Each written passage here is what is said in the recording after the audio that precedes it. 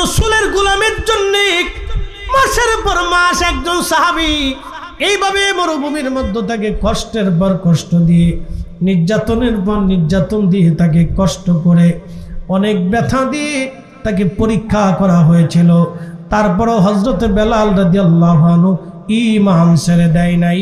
একবার জোরে বলা যাবে কি আল্লাহু আকবার। আশিক রাসূল হযরত বেলালকে আবু বকর সিদ্দিক রাদিয়াল্লাহু আনহু যে অনেক টাকা দিয়ে কিনে নিয়ে আসলেন। আল্লাহর নবী বললেন, বেলাল হিজরত করে আমরা মদিনায় চলে যাব, তুমিও চলে আসবে। আল্লাহর হাবিব হিজরত করে মদিনায় চলে আসলেন। বেলাল ও হাফসা দিয়ে মদিনায় চলে আসলেন। মদিনায় চলে আসার পরে আজানের আওয়াজ চালু হলো, আল্লাহু আকবার আল্লাহু আকবার। স্বপ্ন যোগে নবীজিকে আল্লাহ আজান পাঠিয়ে দিলেন। আল্লাহর নবী ডাক দিয়ে বলেন, বেলাল কোথায়? লাব্বাইক ইয়া রাসূলুল্লাহ। বেলাল আজকে থেকে নবী মদিনার মসজিদে তুমি আজান দিবা, আজকে থেকে তুমি মুয়াজ্জিন।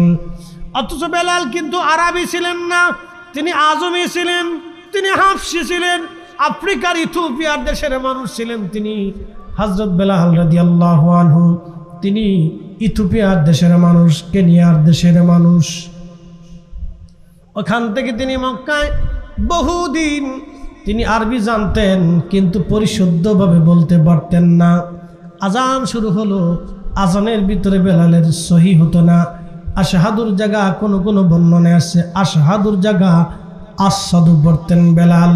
আজান বিশুদ্ধ হতো না, কিন্তু আল্লাহর নবী তার বিশুদ্ধতার দিকে তাকান নাই, নবী আমার প্রেমের দিকে তাকিয়েছেন। বেলাল ভুল হইলেও বেলালের হৃদয় ছিল শুদ্ধ। কথা বলেন ঠিক কিনা? তার প্রমাণ আমি দিই। আগের যুগে 3 গ্রাম মিলে একটা মসজিদ ছিল, অথবা 2 গ্রাম মিলে একটা মসজিদ, অথবা বিরাট একটা গ্রামের একটা মসজিদ ছিল। এখন তো পাড়ায় পাড়ায় পাড়ায় পাড়ায় মসজিদ। কথা ঠিক কিনা? আগে সারা গ্রামে কয়টা মসজিদ? একটা ছিল বা 2টা ছিল। সারা 2 গ্রাম মিলেও একটা মসজিদ ছিল। একজন ইমাম নামাজ পড়াইতেন, তাকে এলাকার লোক মুন্সি বলতো। মুন্সি সাহেব, দেখেন এলাকার মুন্সি হলে কি হবে? মুন্সি সাহেবের ইমান এতটাই মজবুত ছিল, কোনো বাড়ির মহিলা যদি বেপরদায় রাস্তায় চলতো, ওই মুন্সি ওই বাড়ি খাবার খাইতো না। জোরে বলবেন কি আল্লাহু আকবার। এখন মসজিদ আছে, মুন্সিও আছে, হালালও আছে, হারামও আছে, সবই একসাথেই চলে। যার কারণে আমাদের ফু মারলে পানি ওষুধ হয় না। আগের মুন্সিরা পানির মধ্যে ফু মারলে ওষুধ হয়ে গেছে। জোরে বলা যাবে কি আল্লাহু আকবার। একই ছিল মজবুত। জামানের কেরাতের বিশুদ্ধতা ছিল না, কিন্তু হৃদয়ের বিশুদ্ধতা ছিল। বেলালের অন্তরের বিশুদ্ধতা ছিল খুবই মারাত্মক। মদিনার মসজিদের মুয়াজ্জিন, সাচ্চেখানি কথা না। যদি কোনোদিন মদিনাতে যান, এখনো হযরত বেলাল যেখানে দাঁড়ায় আজান দিতেন ওই জায়গাটা এখনো আছে। মারহাবা কা, ওই জায়গাটা এখনো আছে। রিয়াজুল জান্নার ডান পাশে পিছনের দিকে এরকম একটা ছাদের মতো করা আছে। সময় গেছিলেন না? চার সব গেছেন, উনি দেখে আসছেন, ছাদের মতো আছে। এইরকম একটা ছাদের মতো এতটুকুনি হবে। এই জায়গাটুকুনি হযরত বেলাল ওইখানে দাঁড়ায় আজান দিতেন।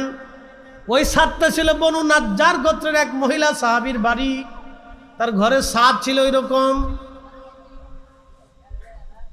যদিও বর্তমানে এটা পাকা করে টাইলস করা হয়েছে, কিন্তু তখন সেটা মাটি দিয়ে পাথর দিয়ে বানানো ছিল।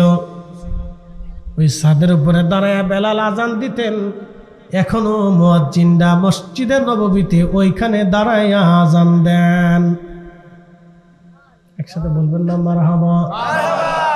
প্রত্যেক ফজরের আজান দেওয়ার আগে বেলাল ওইখানে দাঁড়ায় বলতেন, আল্লাহুম্মা ইন্নী আহমাদুকা ওয়া নাস্তাঈনুকা আলা কুরাইশ আইয়ুকিমু দীনাক।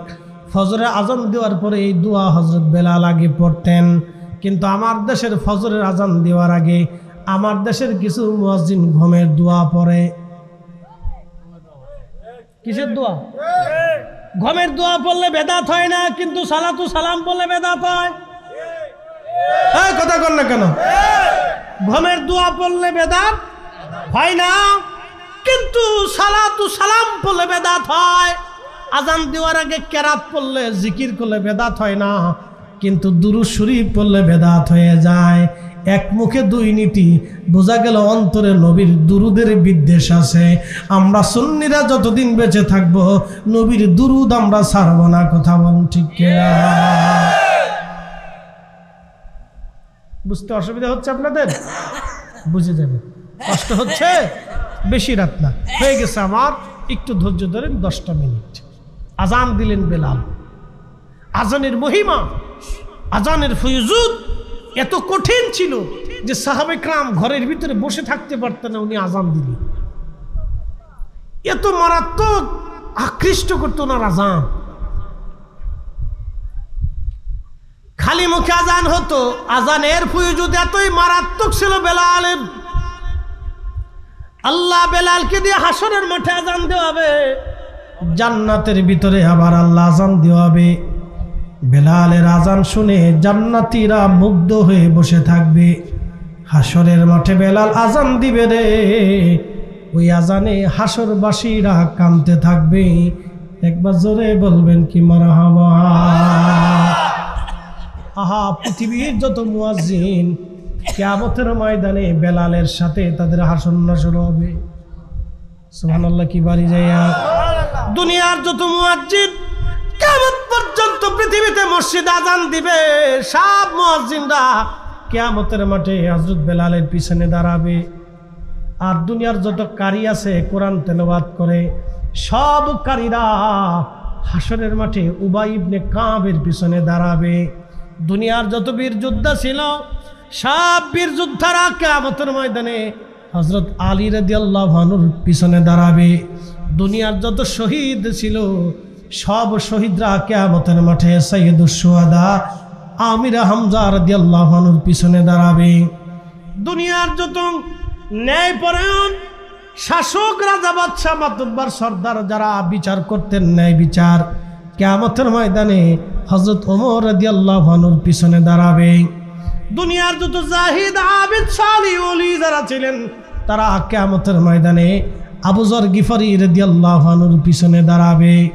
দুনিয়ার যত ভদ্র শরীফ আল্লাহওয়ালা ব্যক্তি বুজুর্গ সব কিয়ামতের ময়দানে হযরত আবু বকরের পিছনে দাঁড়াবে। দুনিয়ার যত দানশীল ব্যক্তি যারা ছিলেন কিয়ামতের ময়দানে হযরত উসমান গনি রাদিয়াল্লাহু আনহুর পিছনে দাঁড়াবে।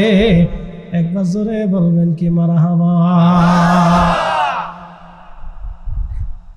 বুঝে যান ও আর শুনে যান। আজকে সব মুয়াজ্জিন বেলালের পিছনে দাঁড়ায়। আজানটা কেমন ছিল? আল্লাহর নবীর দরবারে ইন্তেকাল মোবারকের পরে আবু বকরের জামানাতে বেলাল সিরিয়া থেকে দামেস্ক চলে গেলেন, মদিনা থেকে দামেস্ক চলে গেলেন সিরিয়ার। বহুদিন ঘুমের মধ্যে দেখে রাহমাতুল লিল আলামিন নবীজি বেলালের ঘরে তশরিফ এনেছে। নবীজি ডাক দিয়ে বলেন, বেলাল রে, কেমন জুলুম তুমি শুরু করছো আমার সঙ্গে? কেন তুমি আমার জিয়ারতে আসো না রে বেলাল? আয়, আমি নবীর জিয়ারতে আই রে বেলাল। কতদিন হলো তুমি আমার জিয়ারতে আসো না? স্বপ্ন নবীজি ডাকতেছে, বেলাল আয় আয় আয়। আহা, আজকে একজনকে ওয়াজ করতে শুনলাম, এই ভদ্রলোক ওয়াজ করতেছে নবীরে দেখলে জান্নাতে যাবে তার কোনো প্রমাণ নাই। লা হাওলা ওয়ালা কুওয়াতা ইল্লা বিল্লাহ। আল্লাহ মিশকাতুল মাসাবির ভিতরে হাদিস এসেছে, হযরত ওমর রাদিয়াল্লাহু আনহু বলেছেন, আল্লাহর নবী বলেছেন, যে আমাকে দেখলো সে জান্নাতি, যে আমাকে দেখছে তাকে যে দেখলো সেও জান্নাতি, যদি তাদের মধ্যে ঈমান থাকে। একবার জোরে বলবেন কি মারহাবা।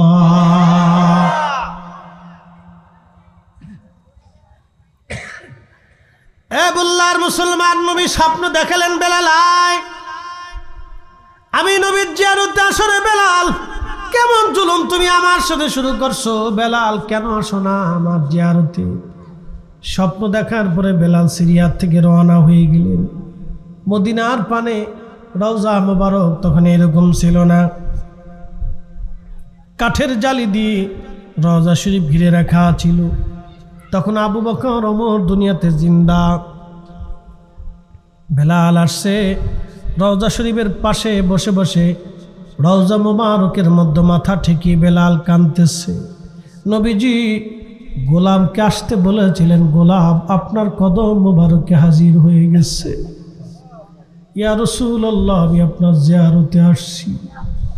আপনি একটু নিজে চিন্তা করেন তো, আশেককে নবীজি ডেকে নিজের কাছে আনতেছে, আসো তুমি কেন আমার জিয়ারতে আসো না? বেলাল তুমি আসো আমার কাছে। আল্লাহর নবী বেলালকে কতটা ভালোবাসলেন, ইন্তেকালের পরও নবীজির জিয়ারত করার জন্য বেলালকে নিজের কাছে ডেকে নিয়ে আসছে।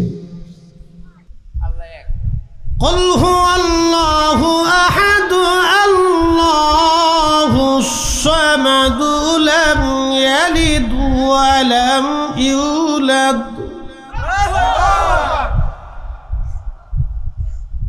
قل হুজুর আপনি বলেন আমি আল্লাহ এক, আল্লাহুস সামাদ, আমি কারো মুখাফিক কিনা, সব আমি আল্লাহর মুখাফিক। আরো জোরে বিশ্বাস অনুযায়ী হায়াতের দেবতা একজন, মৃত্যুর দেবতা আর একজন। তাহলে যুদ্ধ লাগার কথা কি? কথা কর না কেন? নিঃশ্বাস প্রশ্বাস এক দেবতা দিচ্ছে, আরেক দেবতা মেরে ফেলবে। দুই দেবতার মারামারি করার কথা। যে নিঃশ্বাস যিনি দিচ্ছেন তিনি বলবে না আমার সে পূজা অর্চনা করে ওরা আমি মরতে দেব না, আর যে মৃত্যুবরণ করাবে সে দেবতা বলবে যে না আমি তার মৃত্যু নিয়ে নিব। দুই দেবতার ঝগড়া লাগার কথা। আল্লাহ বলে দিলেন না, কোনো ঝগড়ার প্রয়োজন নাই, এগুলি তোমরা বিশ্বাস করিও না। তোমরা জানো এবং বিশ্বাস করো কোটি কোটি সৃষ্টিকে একসাথে একমতে একভাবে সূর্য প্রত্যেক দিনের টাইমে টাইমে ওড়ানো, আবার অস্ত যাওয়া, সময়ে সময়ে বৃষ্টি আসা, 6 ঋতুতে 6 বারে 6 সময়ে 6টা সিজন দেওয়া, ধানের টাইমে ধান দেওয়া, গমের টাইমে গম দেওয়া, পানির টাইমে পানি দেওয়া, সূর্যের টাইমে সূর্য দেওয়া, অন্ধকারে অন্ধকার দেওয়া, শীতে শীত দেওয়া, গরমে গরম দেওয়া, আমি এক মালিকের কাজ। চিৎকার মেরে বলেন আল্লাহ। কয় মালিক? কয় মালিক? কয় রব? কয় খালিক?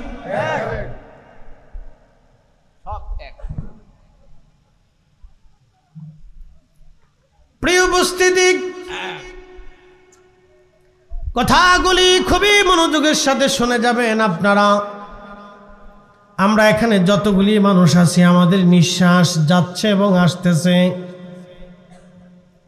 সবার নিঃশ্বাস কিন্তু একসাথে যায় না, একসাথে আসে না। আপনারটা আপনার নিয়মে, আমারটা আমার নিয়মে চলতেছে, কিন্তু যিনি চালান সেই মালিকের নাম কি? সবার চোখের পলক কিন্তু একসাথে পড়ে না, একজনেরটা আরেকজনেরটা দূরত্ব হবে, সময় লাগবে। সবার চেহারা কিন্তু একরকম না। কোটি কোটি মানুষের কোটি কোটি রকম চেহারা যিনি দিলেন, নাকের সৌন্দর্য একরকম না, চুলের সৌন্দর্য একরকম না, সবার দাঁত কিন্তু একরকম না, সবার শরীরের গঠনও একরকম না। কোটি কোটি মানুষকে কোটি কোটি রকম দিয়ে যিনি তৈরি করলেন, জবান খুলে বলেন সেই মালিকের নাম কি? এই জন্য আল্লাহ বলেন ইয়া আইয়ুহাল ইনসানু মা গররাকা বিরাব্বিকাল কারীম।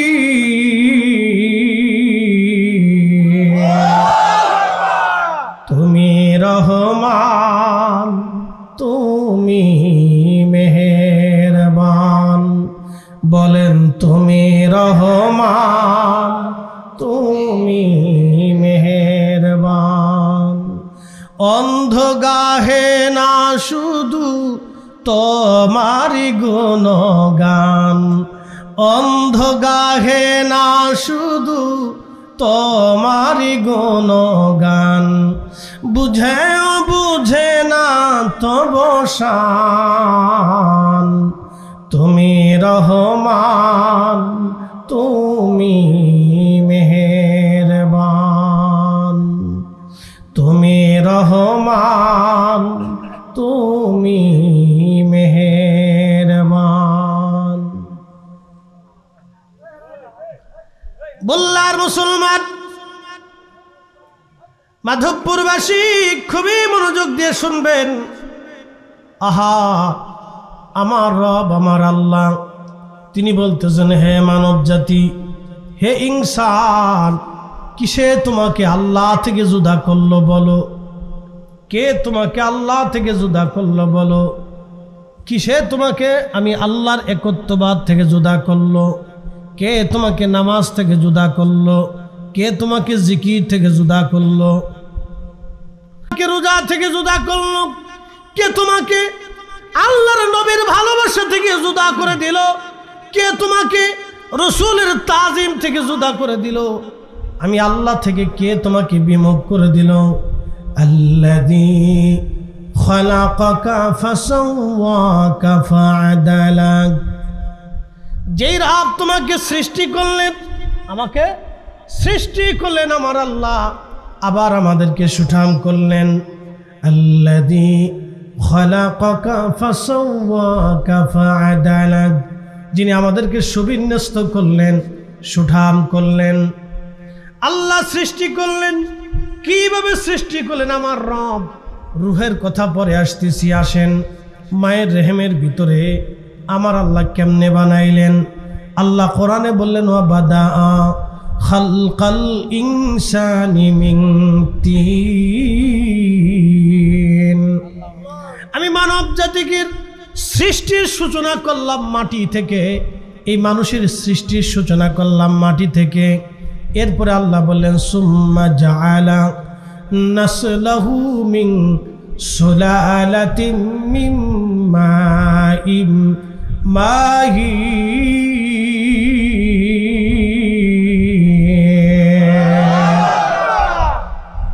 মাটি থেকে সৃষ্টির সূচনা করলাম, বংশ বিস্তার করলাম। আমি কেমনে? মাটি দিয়া বানাইলেন আদম আলাইহিস সালামকে, বংশ বিস্তার করলেন আল্লাহ কেমনে? আদম আলাইহিস সালামের বাম পাজরের বাঁকা হাড্ডি দিয়ে আল্লাহ আম্মাজান হাওয়া আলাইহিস সালামকে আল্লাহ বানাইলেন।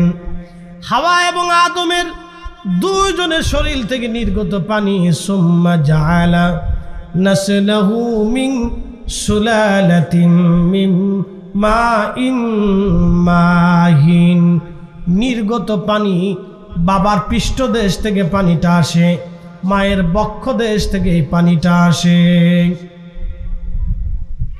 এই পানিটা একত্রিত হয় মায়ের জরায়ুর ভিতরে, এক গোপন আধারে খুবই যত্নশীল জায়গা আল্লাহ জমা করেন এই পানিটা। এই পানি থেকে আল্লাহ বানাইলেন। এই জন্য মানব শরীরে 4টে গুণ আছে। মানব শরীরের মধ্যে 4টা জিনিস দিয়ে আল্লাহ মানব দেহ বানাইছেন। 1 নম্বরে মাটি, 2 নম্বর পানি, 3 নম্বর বাতাস, 4 নম্বর আগুন। আগুন, পানি, মাটি, বাতাস, আব, আতশ, খাক, বাদ। হযরত হুজুর গাউসে পাক আব্দুল কাদের জিলানী গিলানী হুসাইনি হাসানী রাদিয়াল্লাহু আনহু তিনি সিররুল আসরারের মধ্যে লেখেন, মানব শরীরের ভিতরে 4টা পদার্থ আল্লাহ দিলেন, আগুন, পানি, মাটি, বাতাস, আব, আতশ, খাক, বাদ। 4 রঙের মশলা দিয়া যে কইরাছে তোর গঠন, 4 রঙের মশলা দিয়া। আগুন, পানি, মাটি, বাতাস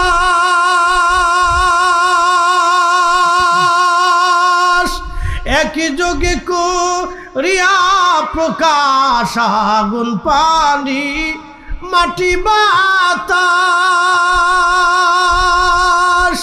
একই যোগে করিয়া প্রকাশ। ওরে দেখিলি না তুই কইরা তালাশ, ওরে দেখিলি না তুই কইরা তালাশ, কোন জায়গা সে মহাজন, চার রঙের মশলা দিয়া, চার রঙের মশলা দিয়া, যে কইরাছে তোর গঠন, চার রঙের মশলা দিয়া। আল্লাহুম্মা সাল্লি আলা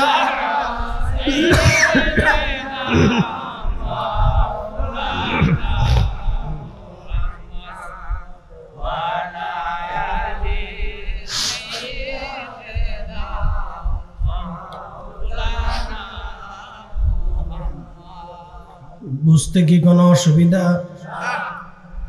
একসাথে জোরে বলেন তো আল্লাহু আকবার। বললার মুসলমান, চারটে পদার্থ দিয়ে মানুষ আল্লাহ বানাইলেন। পানির অংশ যদি মানব দেহে না থাকে মানুষ মারা যাবে, আগুন যদি না থাকে মানুষ মারা যাবে, বাতাস যদি না থাকে মানুষ মারা যাবে, মাটি যদি না থাকে মানুষ মারা যাবে। চারটা পদার্থ দিয়ে আল্লাহ বডিটা বানাইলেন, বডি বডি। এই জন্য আল্লাহ বলেন আল্লাযী খালাকাকা, যিনি তোমাকে সৃষ্টি করলেন, ফাসাওয়াকা ফাআদালাক, সুবিন্যস্ত করলেন এবং সুঠাম করলেন, শক্তিশালী করলেন। হে মানুষ, ফি আই সূরাতিন মা শাআ রাক্কাবাক, এবং তিনি আল্লাহ যেমন করে ইচ্ছা তেমন করে তোমার সুরত আমার আল্লাহ বানাইলেন। একবার জোরে বলা যাবে কি আল্লাহু আকবার। অন্ধকে বানাইছে, ল্যাংড়াকে বানাইছে, বোবাকে বানাইছে, ভিখারিকে বানাইছে, ধনীকে বানাইলো। তাহলে আল্লাহ সবই বানাইলেন, কি জন্য বানাইলেন? আল্লাহ আদম সফিউল্লাহর পৃষ্ঠদেশে আল্লাহ হাত রাখলেন, সমস্ত আদম সন্তানের রূহ গলিয়ে আদম নবীর সামনে আসলেন। আদম নবী দেখে একজনে ধনী হবে, আর একজন গরিব হবে, ল্যাংড়া হবে, কানা হবে, বোবা হবে, পাগল হবে, রাজা হবে, বাদশা হবে, আমির হবে, আলেম হবে, জালেম হবে, ইমাম হবে, মুসল্লি হবে, সর হবে, ডাকাত হবে। আদম নবী ডাক দেখে, রাব্বি, এরা সব আমার সন্তান। আল্লাহ তুমি চোর ডাকাত বানাইও না, অন্ধ কানা ল্যাংড়া বোবা বানাইও না, ধনী দরিদ্র বানাইও না, বৈষম্য দিও না। ইয়া আল্লাহ, আপনি আমার সব সন্তানদেরকে সমান বানাইয়া দেন, কাউরে ধনীও দিয়েন না, গরিবও দিয়েন না, বোবাও বানায়েন না, অন্ধ বানায়েন না, সবাই এক লেভেল করে দেন। আল্লাহ ডাক দেখেন, আরে আদম, আমি এক লেভেল বানাবো না। বলে আল্লাহ কারণ কি? বলে আমি আমার বান্দাদেরকে পরীক্ষা করব। জোরে বলবেন কি সুবহানাল্লাহ। কি করবে? সবার ক্ষেতের ধান কি একরকম? হ্যাঁ, একজনেরটা বেশি হয়, আরেকজনেরটা পরীক্ষা। যার ধান খেতে ধান কম হয় সে যদি মনে করে যে ওর ধান খেতে ধান বেশি হয়েছে, এটা কেমন হলো? হিংসা করতে পারবেন না। সবার বাড়ি ঘর কি একরকম? কার পরীক্ষা? কারো অন্ধ ভিক্ষা করে খায়, আল্লাহ ওরে আপনার সামনে অন্ধ বানাইয়া হাত পাতাইছে, আপনি ভিক্ষা দেন কিনা দেখার জন্য। কথা কর না কেন? আপনি ভিক্ষা দেন কিনা দেখার জন্য আল্লাহ তার অন্ধ বানাইয়া আপনার সামনে পাঠাইছে। নদীর এপার ভাঙ্গে ওপার গড়ে, এই তো নদীর খেলা। সকাল বেলার ধনী রে তুই, ফকির সন্ধ্যা বেলা। সকাল বেলার ধনী রে তুই, ফকির সন্ধ্যা বেলা।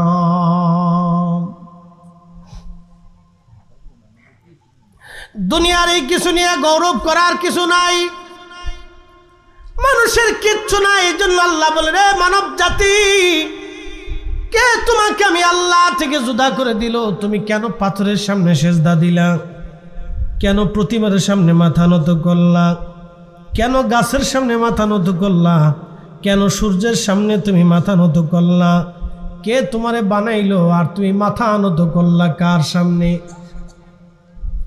দিল কে আর তুমি মাথা নত করলা কার সামনে? আচ্ছা বলেন, তকদির কি আমাদের হাতে না আল্লাহর হাতে? এই যে খাবার আপনি যে খাচ্ছেন, 1 লাখ লোকমা খাবার ভাত, আপনি কি আল্লাহর এই লেখা ছাড়া একটা ভাতের দানা কি বেশি খেতে পারবেন? শুধু এদেশে এমনও টাকার মালিক আছে যারা শত শত কোটি টাকা। আমাদের দেশে একজন গ্রুপ ইন্ডাস্ট্রির মালিক মারা গেছেন, নাম বলবো না, চিনবেন। তিনার ইন্তেকালের সময় তিনি 80,000 কোটি টাকার সম্পদ রেখে গেছেন।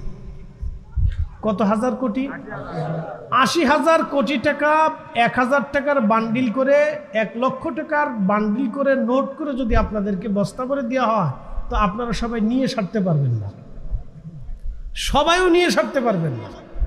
এত টাকার অর্থ সম্পদ সে রেখে চলে গেল। প্রত্যেক দিন ইচ্ছা করলে একটা হরিণ জবাই করে গোশত দিয়ে ভাত খেয়ে যেতে পারত, কিন্তু নসিবে, কথা কান্না কেন, নসিবে যেটা বাজেট ছিল এর বেশি খেতে পারে, যেটা বাজেট ছিল এর বেশি সে নিতে পারে, আছে কিন্তু খাইতে পারে নাই। প্রিয় উপস্থিতি, খুব মনোযোগ দিবেন। এই যে বডিখানা আল্লাহ মায়ের রেহেমের ভিতরে আল্লাহ তৈরি করতে লাগলেন, ওই পানি থেকে আল্লাহ পাক 40 দিন, প্রথম 40 দিন আল্লাহ মায়ের রেহেমের ভিতরে আল্লাহ রব্বুল আলামিন পানিটাকে রিফাইন করতে লাগলেন। প্রথম 40 দিন রিফাইন করার পরে ওই পানিটাকে আল্লাহ রক্তপিণ্ড বানাইলেন। রক্তপিণ্ড, পানি রক্ত হলো। এই রক্তপিণ্ড থেকে আল্লাহ আরো 40 দিন রিফাইন করতে লাগলেন।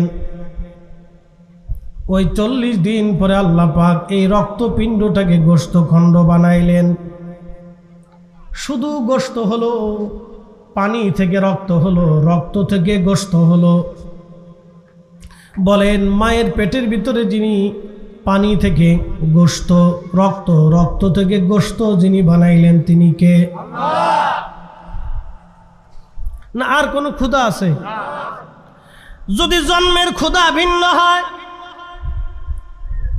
যদি স্বাস্থ্যের ক্ষুধা ভিন্ন হয়, যদি বিদ্যার ক্ষুধা ভিন্ন হয়, যদি পানির ক্ষুধা ভিন্ন হয়, যদি হায়াতের ক্ষুধা ভিন্ন হয়, মৌতের ক্ষুধা ভিন্ন হয়, রিজিকের ক্ষুধা যদি ভিন্ন হয়, তাহলে ক্ষুধায় ক্ষুধায় মারামারি লাগবে, প্রভু প্রভুতে মারামারি লাগবে। কি কথা কন না কেন? বলে কেমন বুঝাই দিচ্ছি। এই বাচ্চাদেরকে বসাই দেন তো, সব বাচ্চাদেরকে বসাই দেন, সব বাচ্চাদেরকে বসাই দেন। বাচ্চাদেরকে ছেড়ে দিয়েন না, সব বসাই দেন, নাহলে বাড়ি পাঠাই দেন। শোনেন, আপনাদেরকে আজকে একটা কথা বলি। আল্লাহর রসুল আমাদেরকে নিষেধ করছেন আমাদের ছোট্ট বাচ্চাদেরকে সন্ধ্যাকালীন সময়ে একাকী ছেড়ে দেওয়া। বলে কারণ কি? আল্লাহ রসুল বলছেন বিশেষ একটা জাতিকে আল্লাহ রাব্বুল আলামিন, জিন জাতিকে সন্ধ্যা লাগার সাথে সাথে পৃথিবীতে বিচরণ করার অনুমতি দেন। যেমন আমরা মানব জাতি সকালবেলা ঘুম থেকে উঠে ফজরের নামাজের পরে যার যার কাজের জন্য যেদিন ছুটতে থাকে, জিনেরা মাগরিবের আজান দেওয়ার সাথে সাথে পৃথিবীতে ছুটতে থাকে। ওদের কাজ হলো রাতে, আমাদের কাজ হচ্ছে দিনে। এই জন্য আমাদের বাচ্চাদেরকে সন্ধ্যাকালীন সময়ে একাকী ছেড়ে দেওয়াটা আল্লাহর নবী নিষেধ করছেন। ওদের বাচ্চাদেরকে কাছে রাখে, এটা রাখা ভালো। কারণ একটা নজরে বললে সে ভূতে ধরবে, সে ফকিরের কাছে দৌড়াইতে হবে। বুঝতে পারছেন? বাচ্চাদেরকে, মহিলাদেরকে, নারীদেরকে এই সন্ধ্যাকালীন সময়ে সাধারণত ঘর থেকে বের হওয়াটাই নিষেধ, ঠিক না। এই সময়টা আপনাদেরকে খুব সেভে থাকতে হবে। এটা সৃষ্টির পরিক্রমা, আল্লাহর ইচ্ছা, এটা আমাদের কারো ইচ্ছা নাই। আচ্ছা বলেন, সৃষ্টি কি আমাদের অধীনে না আল্লাহর অধীনে? সব আল্লাহর অধীনে। কার অধীনে? যদি প্রভু ভগবান মালিক যদি আলাদা আলাদা থাকতো, তাহলে সূর্যের প্রভু আর বৃষ্টির প্রভুর ভিতরে ঝগড়া হইতো, যা বেটা তুই আলো দিস নিয়ে, হ্যাঁ বেটা আমি বৃষ্টি দেব। কি কথা ঠিক কিনা? মায়ের রেহেমে আল্লাহর নবী বলতেছেন যে রেহেমের ভিতরে মানব জাতিকে আল্লাহ সৃষ্টি করেন পানি থেকে। ওই পানি দিয়ে প্রথমে 40 দিন রিফাইন হয়, এরপরে পানিটা রক্তপিণ্ড হয়, এরপরে ওই পানিটা গোশতের টুকরা হয়, এরপরে ওই পানি থেকে আরো 40 দিন রিফাইন চলে। ওই গোশতের টুকরাটাকে রিফাইন করতে করতে করতে করতে করতে করতে একটা মানবের আকৃতি হয়। একসাথে বলবেন না সুবহানাল্লাহ। যদি ভগবান প্রভু খোদা ভিন্ন থাকতো, আরো কয়েকজন থাকতো, তাহলে এটা কেমন হবে? এটা নিয়ে মায়ের পেটের ভিতরে ফিডি ফিডি চলত।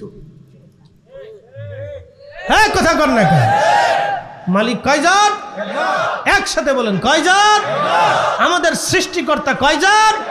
খালিক কয়জন? একজন। বুঝাইতেছি আপনাদেরকে আরেকটু। আল্লাহর নবী বললেন মায়ের রেহেমের ভিতরে এই সন্তানটা প্রথম 40 দিন পানি রিফাইন করার পরে আল্লাহ রাব্বুল আলামিন এটাকে রক্তের পিণ্ড বানান, এরপরে 40 দিন রিফাইন করার পরে গোশতের টুকরা বানান, এরপরে 40 দিন রিফাইন করার পরে একটা বডি স্ট্রাকচার তৈরি করেন। 120 দিনের মাথায় 120 দিনের মাথায় 4 মাস, 4 মাসের শেষ দিনে আল্লাহ রাব্বুল আলামিন রুহু নামক ইঞ্জিন, রুহু আপনাদের সামনে যিনি কথা বলেন, যিনি বসে আছেন, ইনি স্ট্রাকচার একটা বডি, কিন্তু ভিতরে যিনি আছেন তিনি কথা বলতেছেন, তিনি ওয়াজ করতেছেন। আপনার ডানে বামে সামনে পিছনে যারা বসে আছেন সবাই একটা স্ট্রাকচার। আল্লাহ রাব্বুল আলামিন এই স্ট্রাকচারটাকে, বডিটাকে আল্লাহ 4টে পদার্থ দিয়ে বানাইলেন, আগুন, পানি, মাটি, বাতাস। কিন্তু ভিতরের অরিজিনাল যাকে পাঠানো হলো তেনার নাম মৌলানা জহিরুল ইসলাম ফরিদি। উনি আপনাদের সামনে কথা বলতেছে। ওনারে কি দিয়ে বানানো হলো? আল্লাহর কোরআনে আমার রব আমাদেরকে ডেকে বলেন ওয়ায়াসআলুনাকা আনির রূহি কুলির রূহু মিন আমরি ও রাব্বি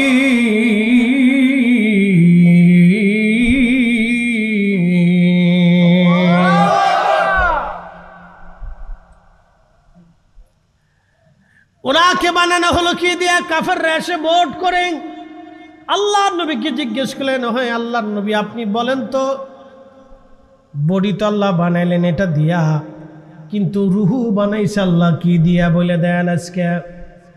আল্লাহ পাক ডাক দে বলেন, হাবিব আপনি আমার ওই বান্দা কাফের অবিশ্বাসীদেরকে জানায় দেন, ওয়ায়াসালুনাকা আনির রূহি কুলির রূহু মিন আমরি রাব্বি।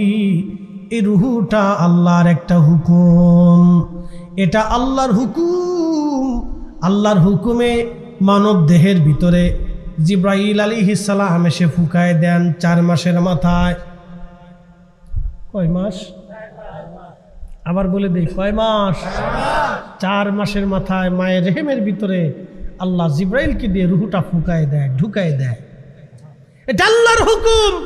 এই জন্য আল্লাহ বলছেন ওয়া ইন্না ইলাইহি রাজিউন, ও আল্লাহর কাছে ফিরে চলে যাবে। ও আসছে আল্লাহর কাছ থেকে, আবার আল্লাহর কাছে ফিরে চলে যাব। মাঝখানে সামান্য সময় আল্লাহ পরীক্ষা করার জন্য পাঠিয়েছে, কে আল্লাহকে মানো, কে আল্লাহকে মানবা না, কে নবীকে মানো, কে নবীকে মানবা না। আল্লাহ শুধু এটা দেখার জন্য আপনাকে পাঠিয়েছে অল্প একটু সময়ের জন্য। কপাল ভালো যারা, তারা রসুলের গোলামি করে যায়, যাদের বদনসিব তারা নবীর গোলামি করতে পারে না। কথা বলেন ঠিক কিনা? অল্প সময়ের জন্য আসছি, অল্প সময়।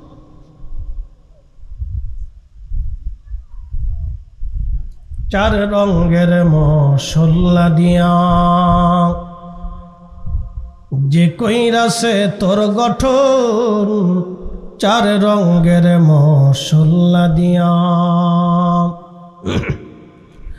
আগুন পানি মাটি বাতাস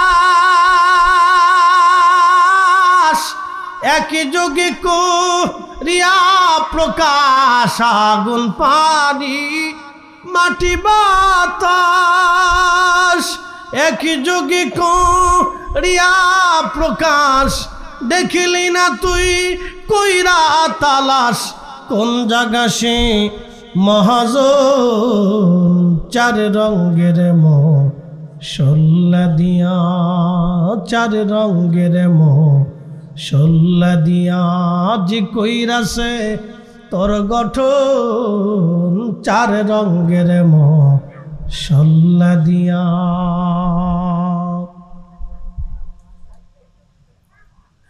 রুহু নামক ইঞ্জিন 4 মাসে, কয় মাসে? আবার বলি, কয় মাসে? 4 মাসে রুহু নামক ইঞ্জিন মায়ের পেটের ভিতরে ফরিদি সাহেবের দেহে আল্লাহ ফিট করলেন। ফিট করার সঙ্গে সঙ্গে মায়ের পেটের মধ্যে আমার লড়াচড়া শুরু হলো। আমার অক্সিজেন কে দিছে? যদি ক্ষুধা আরেকজন হইতো যিনি অক্সিজেন আলাদা করে দিবে, তাহলে ওই খোদা বলতো না আমি অক্সিজেন ওর জন্য সাপ্লাই দিব না, তো মায়ের পেটের ভিতরেই শেষ। খোদায় খোদায় যুদ্ধ, কি খোদায় খোদায় খোদায় খোদায় মারামারি। আর এক খোদায় যদি বলতো, বিদ্যার খোদা যদি আলাদা হতো, তাহলে বিদ্যার খোদা বলতো না আমি ওরে বিদ্যা দেব না, তাহলে পাগল হয়ে যাইতো। তাহলে এরকম আর এক খোদায় ওই খোদায় ফিটে ফিটি, কি কথা করলেন? এই জন্য আমার আল্লাহ বলেন কুল হুয়াল্লাহু আহাদ, হাবিব বলে দেন আমি আল্লাহ একজন।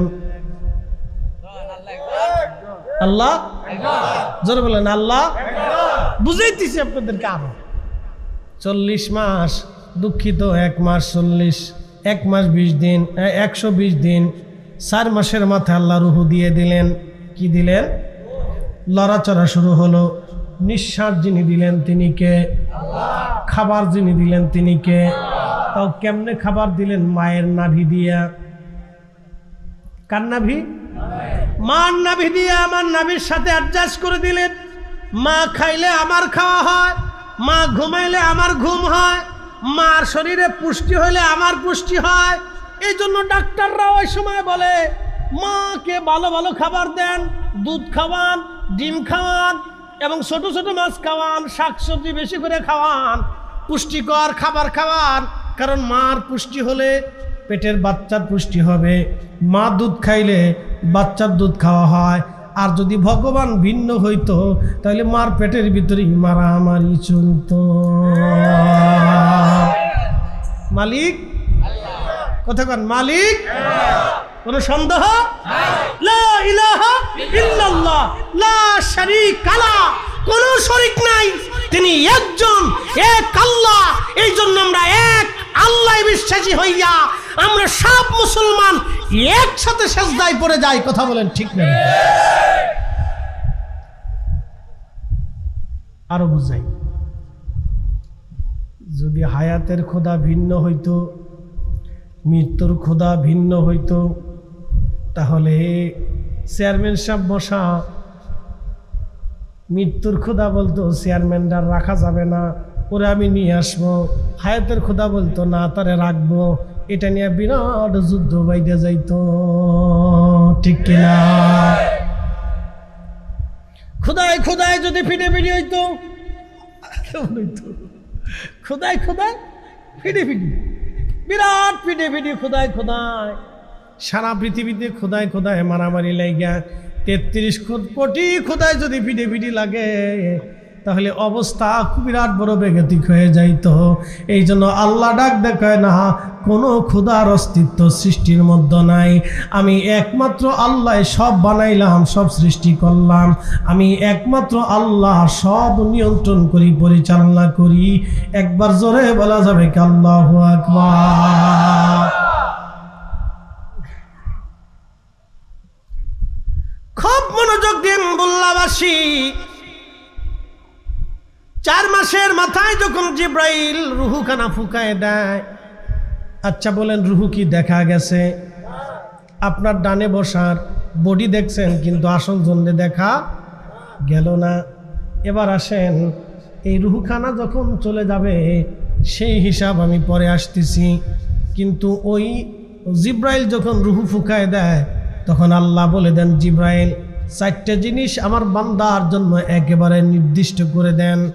1 নম্বরে হায়াত, আমার এই বান্দা কত সময় পৃথিবীতে বাসবে, কতদিন দুনিয়াতে থাকবে, এই সময়টা জিব্রাইল আপনি লিখে দেন। আল্লাহর হুকুমে জিব্রাইল আলাইহিস সালাম লিখে দেন।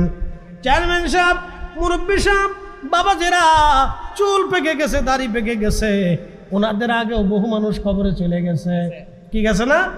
ওনাদের চোখের সামনে ভাতিজা, নাতি, পুতি, আত্মীয় স্বজন, ছোট ভাইরা কবরে চলে গেল, কিন্তু আল্লাহ ওনাদেরকে এখনো দুনিয়ার মধ্যে রেখে দিলেন। খোদা যদি 33 কোটি খোদা হইতো তাহলে খোদায় মিটিং বসতো, চেয়ারম্যান সাহেবরে কতদিন দুনিয়াতে হায়াত দেওয়া যাবে। হায়াতের খোদা বলতো না তারে দেব 80 বছর, মৌতের খোদা বলতো না তারে দেব 10 বছর, বিদ্যার খোদা বলতো না তারে পাগল বানাবো, আর একজনে বলতো যার টাকার খোদা সে বলতো না তারে চেয়ারম্যান বানানো যাবে না, ওরে ফকির বানাবো। খোদায় ভিডি ভিডি, খোদা ভিডি ভিডি। তাহলে খোদা কয়জন? মালিক কয়জন? খালিক কয়জন? রব কয়জন? বুঝাইতে পারছি আপনাদেরকে? হ্যাঁ, বুঝে যান। আল্লাহ রাব্বুল আলামিন ডাক দেখে, জিব্রাইল হায়াত কতদিন তুমি আমার বান্দার জন্য লিখে দাও, সে কোন জায়গা, কোন স্থানে, কোন সময়ে, কোন টাইমে, কোনভাবে মারা যাবে, আমি আল্লাহ ছাড়া কেউ জানে না। কথা তো সত্যই। আল্লাহ বলে দিলেন, ওয়ামা তাদেরি নাফসুম বিআইয়ি আরদিন তামুত।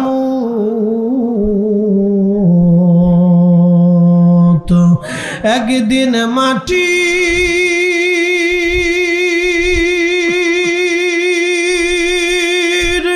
ভিতরে হবে ঘরে, মন আমার কেন বান্ধ দালান ঘর, মন আমার কেন বান্ধ দালান ঘর। কষ্ট হচ্ছে আপনাদের? বোঝা যায় কিনা? ঘুম আসে কিনা? তাহলে একসাথে জোরে বলেন তো আল্লাহু আকবার। ঘুম দেওয়া যাবে না, ঝিম দেওয়া যাবে না, চোখ টান করা যাবে না, নাহলে কথা বুঝবেন না। ওয়ামা তাদরি নাফসুম বিআইয়ি আরদিন তামুত, কোন জায়গা, কোন স্থানে, কোন মুহূর্তে, কোন অবস্থায়, কিভাবে, গাড়ির নিচে না সাপের কামড়ে, না স্ট্রোক করে, না ব্রেন স্ট্রোকে, নাকি মানুষের মার্ডারে, নাকি যুদ্ধ করতে যাইয়া, নাকি গলায় ঠেকিয়া, ভাত ঠেকিয়া, না বাঘের কামড়ে, না কুত্তার কামড়ে, কেমনে মারা যাবে আমি আল্লাহ ছাড়া কেউ জানে না। জিব্রাইল লিখে দাও তুমি বান্দার জন্য কখন, কোন অবস্থায়, কিভাবে, কোন সময়, কখন মারা যাবে। 1450 বছর আগে কোরআন আল্লাহ বলে দিলেন, তারও আগে থেকে, তারও পরে কোটি কোটি বছর ধরে পৃথিবীতে কত বড় বড় জ্ঞানী চলে গেল, বিজ্ঞানী গেল, সায়েন্টিস্ট চলে গেল, আল্লাহু আকবার, চিকিৎসা বিজ্ঞানীরা চলে গেল, বড় বড় পারমাণবিক বিজ্ঞানী চলে গেল, বড় বড় অর্থনীতিবিদ চলে গেল, পদার্থবিদ, রসায়নবিদ, যারা এইরকম বাতি জ্বালানোর, বিদ্যুৎ জ্বালানোর জন্য তারা জ্ঞান বিজ্ঞান গবেষণা করে আজকের মাইক বানালো, ভিডিও বানাইলো, এক জায়গায় বসে তামাম দুনিয়া দেখা যায়। আজকের এই মজলিস পৃথিবীর যে কোনো স্থান থেকে যে কেউ ইচ্ছা করলে লাইভের মাধ্যমে দেখতে পারে। বিজ্ঞান এটাও আবিষ্কার করলো, কিন্তু মানুষ কখন মারা যাবে, কোন মুহূর্তে, কোন সময়, কোনভাবে, আজও পর্যন্ত আবিষ্কার করতে পারে নাই, কারণ এটা আমার আল্লাহর আইনে। যদি খোদা ভিন্ন হইতো, যদি খোদা ভিন্ন হইতো তাহলে বলতো না সে সাপের কামড়ে মারা যাবে, আর এক খোদাই বলতো না ও বাঘের কামড়ে মারবে, আর এক খোদাই বলতো না মাছের কামড়ে মারবে, আর এক খোদাই বলতো না ও স্ট্রোক করে মারবে, আর এক খোদাই বলতো না ও খাটের উপর থেকে গাড়ির নিচে পড়ে মরবে, এরকম খোদায় খোদায় মরে বিড়ি। খোদায় খোদায় কি হইতো? ফিডি ফিডি মারামারি যুদ্ধ লেগে যাইতো। এই জন্য আল্লাহ ডাক দে বললেন, নবী উম্মতকে জানান খোদা আর নাই, খোদা কয়জন? বুঝে গেছে? আরো বুঝাইতেছে, খোদা যে একজন, এটা আপনাকে বুঝতে হবে। আল্লাহ যে এক, এই কথা কি আমরা আগে জানছি না রসুল আগে জানছে? এই কথা শিক্ষা কি আমরা দিছি না আল্লাহর নবী আগে দিছে? হ্যাঁ, এই জন্য রসুলের উপরে কারো যদি 100% একই নয় তাহলে সেই মুসলমান। কথা কন না, ঠিক কিনা? এই জন্য আমরা সুন্নিরা মুসলমানদেরকে রসুলের কদমে গোলামির দিকে ঝুঁকাই দেই।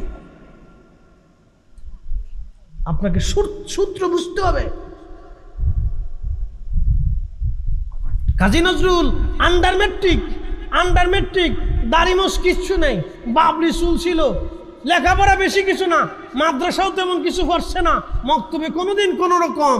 কি চমৎকার লেখছেন, আল্লাহকে যে পাইতে চায় হযরতকে ভালোবেসে, আল্লাহকে যে পাইতে চায় হযরতকে ভালোবেসে, আরশ কুরসি লৌহ কলম না চাইতেই পেয়েছে সে।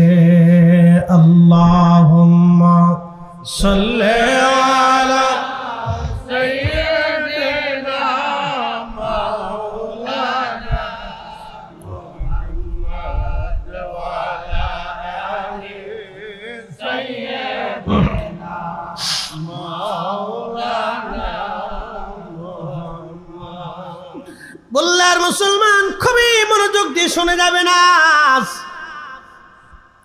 মৃত্যুর সময় ঘনায় গেল, ফরিদি সাহেব আপনাদের সামনে ওয়াজ করেন, সময় শেষ, বলেন 1 সেকেন্ড দেরিও হবে না, পরেও হবে না, বিধানকার।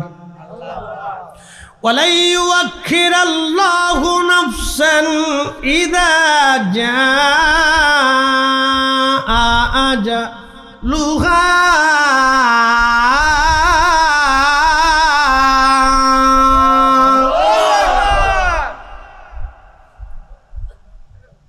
আল্লাহ ডাক দিয়ে বলতেছে, হাবিব আপনি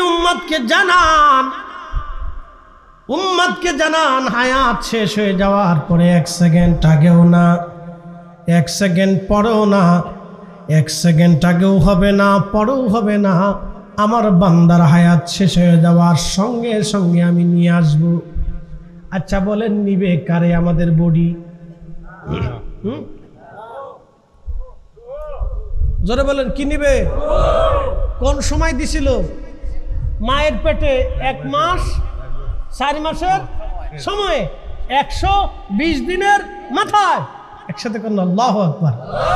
আল্লাহর সূত্রের মধ্যে কোনো ভুল আছে? যদি ক্ষুধা 33 কোটি হইতো তাহলে বিরাট যুদ্ধ, পানাপানি, কিলিকিলি, মারামারি, গুতাগুতি। ক্ষুধা কয়জন? একজন। এই রুহু নেওয়ার জন্য আসছে আজরাইল। কি আসছে? রুহু নেওয়ার জন্য আসলো আজরাইল। দিলেন কখন? 120 দিনের মাথায়। মায়ের রহমে রুহু ছিল কোথায়? আলমে আরোহায়, রুহের জগতে। আল্লাহর কথার সাথে মিল আছে না নাই? কথার সাথে কাজের মিল আছে না নাই? কোরআনের কথার সাথে নবীর কথার মিল আছে নাই? সাদাকাল্লাহুল মাওলানাল আযীম ওয়া সাদাকা রাসূলুহুন নাবিয়ুল হাবিবুল কারীম। আল্লাহর কথা যেমন সত্য, নবীর কথাও তেমন সত্য। এই কথা কন না, ঠিক কি না? একসাথে হাত উঁচা করেন তো। রাত 12টা তো একটু জিম টিম আসতে পারে, একটু লাড়াচাড়া দেন। হাত উঁচা করে, দুহাত দুহাত।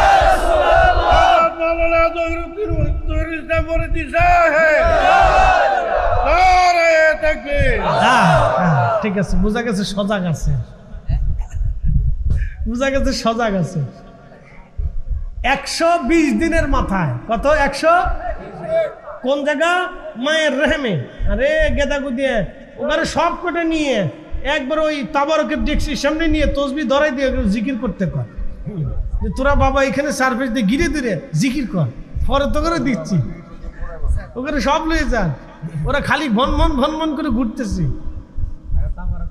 ওরা খুব আনন্দে আছে আজকে খুব মজায় আছে ওরা যেরকম মজা করতেছে তার চেয়ে বেশি মজা গোরস্থানবাসীদের হচ্ছে তারা আজকে আন্তরিকভাবে খুশি হারে আমার আওলাদরা আজকে দুয়ার জন্য বসে গেছে আল্লাহু আকবার জোরে বলে বেশি খুশি তারা আজকে টানা বেশি খুশি হয়ে গেছে বাচ্চাদের চাইতেও বেশি খুশি তারা কবরের উপরে এসে একজন আরেকজনে বলে শুনছিস নিয়ে আব্দুল করিম ও দেখ তোর ভাতি যাইছে তোর রহিম তোর ভাতি যাইছে দেখ ওই জগৎ সম্পর্কে আমি আসতেছি একটু অপেক্ষা করেন রুহু ছিল আলমে আরো হাতে আল্লাহ 120 দিনের মাথায় দিয়ে দিলেন মায়ের রেহেমের ভিতরে কতদিন বাঁচবেন ততদিন নির্দিষ্ট সময় শেষে আপনার জন্য মালাকুল মউত হাজির হয়ে গেছে কি প্রেসিডেন্ট কি ধনী কি জ্ঞানী কি ডাক্তার কি বিজ্ঞানী সবার সামনে মালাকুল মউত হাজির আল্লাহ বলে দিলেন কুল ইন্নাল মাউতাল্লাযী তাফিরুনা মিনহু ফাইন্নাহু মুলাকীকুম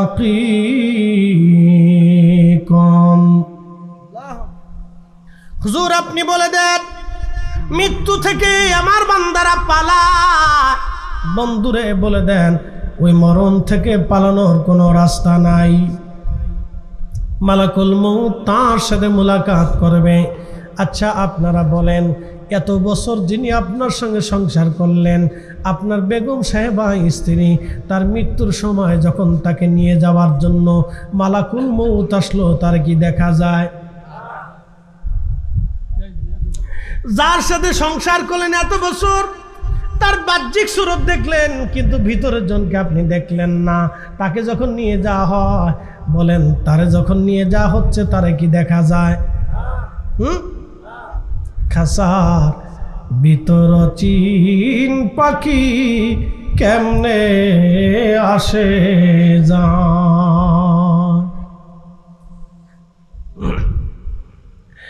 এ বন্ধু খুব মনোযোগ দিয়ে শুনিয়া যান আপনার ভিতর থেকে যখন রূহ নামক ইঞ্জিন নিয়ে যাওয়ার জন্য আজরাইল আসবে আজরাইলকে আপনি ছাড়া অন্য কেউ দেখে না পাশে ডাক্তার বসে আছে পাশে ভাই বসে আছে বন্ধু বসে আছে কেউ দেখে না কিন্তু আপনি দেখতেছেন আহা সেই দিনটা কত ভয়ঙ্কর হবে কত যন্ত্রণাদায়ক হবে আল্লাহর নবী ডাক দেয়া বলেন উম্মত পাপিষ্ঠ যারা তাদের দেহ থেকে রূহ নিয়ে যাওয়ার সময় আজরাইল আলাইহিস সালামের বিকট চেহারা হয় আসমান বরাবর গগন বিদারিক কঠিন চেহারা নিয়ে আজরাইল গর্জন মেরে মেরে আসতে থাকে তখন ওই রূহটা ছটফট করতে করতে পুরা বডির মধ্যে দৌড়াইতে থাকে এখানে যায় সেখানে যায় পুরা বডির মধ্যে দৌড়ায় তখন আজরাইল ডাক ডাকে হে খবিস আত্মা বের হয়ে আয় তখন আজরাইল আলাইহিস সালাম তার বুকের মধ্যে চাপ দিয়ে ধরে খবিস রূহটাকে বের করে নেওয়ার জন্যে খুব জোর করতে থাকে কিন্তু সে পালানোর চেষ্টা করে আল্লাহ ডাক দেয়া বলেন ফাইন্নাহু মুলাকীকুম বলে দাও বন্ধু ওই মরণ মুলাকাত করবে আজরাইল তার সাথে অবশ্যই সে পালায়া কখনো বাঁচতে পারবে না আল্লাহর নবী বলেন উম্মত এই সময়টা এত ভয়াবহ এবং কঠিন 100 উট অথবা একটা উট প্রথমবার যদি আপনি চামড়া ছিলানোর পরে জীবন্ত একটা উট জবাই করেন নাই তাকে জবাই দেন নাই একটা গরু আপনি জবাই দেন নাই জিন্দা অবস্থায় তারা হাত পা বেঁধে আপনি চামড়া সিলাইতে লাগলেন এই গরুটার যেমন কষ্ট হয় এইভাবে গরুর আবার চামড়া হবে আবার জীবন্ত তার চামড়া সিলাবেন আবার চামড়া হবে আবার জীবন্ত তার চামড়া সিলাবেন এইভাবে 100 বার একটা গরু অথবা একটা উট জীবন্ত অবস্থায় চামড়া সিলাইলে যেমন কষ্ট হয় খবিস মুনাফিক বেঈমান পাপিষ্ঠদের মৃত্যুটা কাফেরদের মৃত্যুর যন্ত্রণা ওই রকম হতে থাকে। খুবই ভয়ঙ্কর মৃত্যুর যন্ত্রণা তার হতে থাকে। এত ভয়ঙ্কর মৃত্যুর যন্ত্রণা, এই যন্ত্রণা কিয়ামত পর্যন্ত তার শরীরে বর্ধমান থাকে, কখনোই যন্ত্রণা তার শেষ হয় না। এত কঠিন মৃত্যু, এত কঠিন বুল্লার মুসলমান, মরণ এত কঠিন, মৃত্যু এত কঠিন। আহা, আল্লাহ পাক রব্বুল আলামিন ডাক দিয়ে বললেন, যখন ওই খবিস রূহটাকে জিব্রাইল আজরাইল নিয়ে চলে যায়, বের করে নিয়ে যায়, তখন সামাম পৃথিবী ভরে গন্ধ ছড়াইতে থাকে, দুর্গন্ধ ছড়াইতে থাকে। আপনারা সিকা চিনেননি? সিকা চিকা চিনেননি আপনারা? আচ্ছা বলেন, এই চিকা যদি ঘরের মধ্যে দৌড়ায় তাহলে কেমন হবে? খুবই গন্ধ। ঠিক চিকার মতো এরকম গন্ধ ছুটে তামাম পৃথিবীতে, তামাম সৃষ্টিতে। এই গন্ধগুলি আমরা পাই না। ফেরেশতারা ডাক দেখা, আজরাইল এই খবিস রূহটা কার? বলে আব্দুল করিমের বেটা আব্দুর রহিমের খবিস রূহ। কয় তাড়াতাড়ি তাকে জাহান্নামের মধ্যে নিক্ষেপ করা হোক। এত দুর্গন্ধ, পাপিষ্ঠ, নামাজি ছিল না, রোজাদার ছিল না, এই যাকাত দেয় নাই, হজ করে নাই, জিকিরে বসে নাই, নামাজ পড়ে নাই, হক হালাল মতো চলে নাই। এই পাপিষ্ঠ রূহ জাহান্নামের মধ্যে তাড়াতাড়ি নিক্ষেপ করো। তামাম সৃষ্টিতে গন্ধ ছড়িয়ে গেছে। আজরাইল আলাইহিস সালাম জাহান্নামী ফেরেশতাদের হাতে দিয়ে দেয়, তারা জাহান্নামের দিকে তাকে নিয়ে চলে যায়। আহা, আর যখন ইমানদারের রূহগুলি আসে, ইমানদারের জান কবজ করার জন্য আজরাইল আলাইহিস সালাম আসে, তখন আজরাইল ইমানদারের পাশে বসে নবীজি বললেন, ও আমার উম্মতেরা, ইমানদারের জান কবজ করার জন্য যখন আজরাইল আলাইহিস সালাতু ওয়াস সালাম আসে, তখন তার চেহারাটা সুন্দর নূরানি চেহারা হয়ে আসে। একবার জোরে বলা যাবে কি মারহাবা? মায়ের কোলে, আমার দিকে তাকান, কার কোলে? মায়ের কোলে সন্তানকে দুলাইতে দুলাইতে যেমন ঘুম আসে, আহা, ওই রকম ইমানদারের মৃত্যু ওই রকম হয়ে যাবে। সে বুঝতেই পারবে না কখন তার মৌত হয়ে যায়।